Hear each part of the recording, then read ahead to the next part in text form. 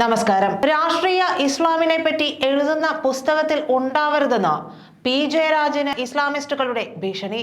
കേരളത്തിൽ IS-ലേക്ക് റിക്രൂട്ട്മെന്റ് നടക്കുന്നുവെന്ന് പറഞ്ഞ CPM സംസ്ഥാന കമ്മിറ്റി അംഗവും മുതിർന്ന നേതാവുമായ പി ജയരാജൻ ഇസ്ലാമിസ്റ്റുകളുടെ ഭീഷണിയെ തുടർന്ന് സ്വന്തം പ്രസ്താവന തന്നെ കുത്തി ഒടിച്ചിരിക്കുകയാണ്. പി ജയരാജൻ ഇസ്ലാമോഫോബിയ പരത്തുന്നു എന്നുവരെ പൊളിറ്റിക്കൽ ഇസ്ലാമിസ്റ്റുകൾ ആക്ഷേപമുയർത്തിയതോടെയാണ് ജയരാജന്റെ മനം മാറ്റം. തിരുവോണനാളിൽ ഒരു പ്രാദേശിക ചാനലിന് നൽകിയ അഭിമുഖത്തിലാണ് ജയരാജൻ ഈ കാര്യം പറഞ്ഞത്.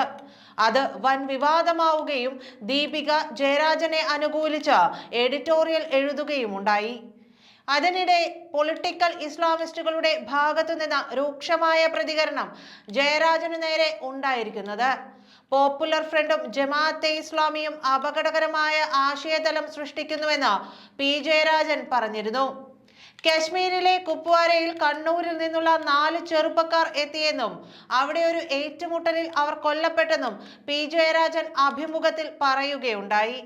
ഈ യുവാക്കൾ ഇന്ത്യൻ സൈന്യവുമായുള്ള ഏറ്റുമുട്ടലിൽ കൊല്ലപ്പെട്ടെന്ന് പറഞ്ഞ ജയരാജൻ തന്റെ പുസ്തകത്തിന് വലിയ വിമർശനങ്ങൾ താൻ പ്രതീക്ഷിക്കുന്നതായും അതിനെയൊന്നും താൻ ഭയപ്പെടുന്നില്ലെന്നും പറഞ്ഞിരുന്നതാണ്. തീവ്രവാദ സംഘടനകളുടെ റിക്രൂട്ട്മെന്റ് കേന്ദ്രമായി കേരളം മാറിയെന്ന CPM സംസ്ഥാന കമ്മിറ്റി അംഗം പി ജയരാജന്റെ പ്രസ്താവന അതീവ ഗുരുതര സ്വഭാവമുള്ളതാണെന്നും പി ജയരാജൻ പറയുന്നത് പോലെ ISIS റിക്രൂട്ട്മെന്റ് കേന്ദ്രമായി കേരളം മാറിയെങ്കിൽ അതിന്റെ ഉത്തരവാദിത്തം സംസ്ഥാന സർക്കാരിനാണെന്നായിരുന്നു പ്രതിപക്ഷ നേതാവ് VD സതീശന്റെ പ്രതികരണം.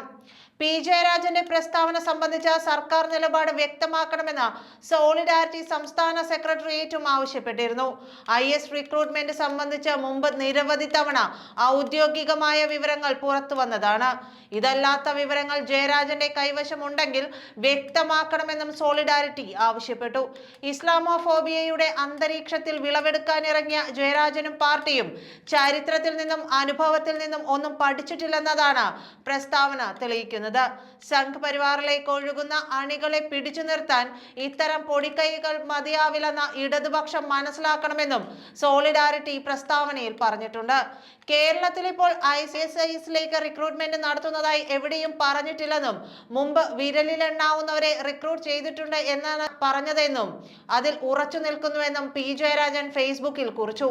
താൻ നൽകിയ അഭിമുഖത്തിലെ ഒരു ഭാഗം വളച്ചൊടിച്ചുള്ള ചർച്ചയ്ക്ക് തുടക്കം കുറിച്ചത് സംഘപരിവാർ പ്രസിദ്ധീകരണങ്ങളാണെന്നും ബുധനാഴ്ചത്തെ ദീപിക പത്രത്തിന്റെ മുഖപ്രസംഗത്തോട് യോജിക്കുന്നില്ലെന്നും ഫേസ്ബുക്ക് പോസ്റ്റിൽ ജയരാജൻ പറഞ്ഞിട്ടുണ്ട്.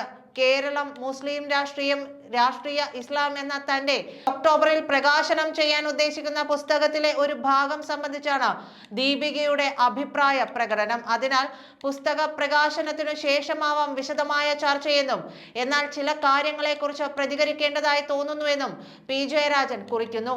അതേസമയം യുവാക്കൾ പൊളിറ്റിക്കൽ ഇസ്ലാമിലേക്ക് വഴിതെറ്റുന്നുവെന്ന് താൻ പറഞ്ഞതായി വാർത്ത വന്നതിനെ കുറിച്ച് പി ജയരാജൻ പ്രതികരിക്കാൻ കൂട്ടാക്കിയിട്ടില്ല. നന്ദി.